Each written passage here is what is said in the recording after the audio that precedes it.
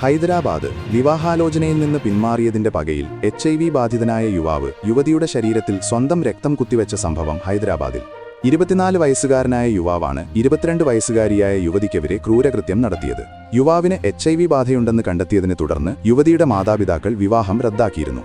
ഇതിന്റെ വൈരാഗ്യത്തിലാണ് മാർച്ച് 11-ന് യുവതി താമസിച്ചിരുന്ന വീട്ടിൽ അതിക്രമിച്ചു കയറി പ്രതി നിർബന്ധപൂർവ്വം തന്റെ രക്തം കുത്തിവെച്ചത്. പ്രതിയും യുവതിയും ബന്ധുക്കളാണെന്നും ഇവരുടെ വിവാഹം നേരത്തെ നിശ്ചയിച്ചിരുന്നതായും പോലീസ് അറിയിച്ചു. യുവാവിന്റെ മാതാപിതാക്കൾക്കും HIV ബാധയുള്ളതിനാൽ കഴിഞ്ഞ സെപ്റ്റംബറിൽ യുവതിയുടെ കുടുംബം ഇയാളെ പരിശോധനയ്ക്ക് വിധേയനാക്കിയിരുന്നു.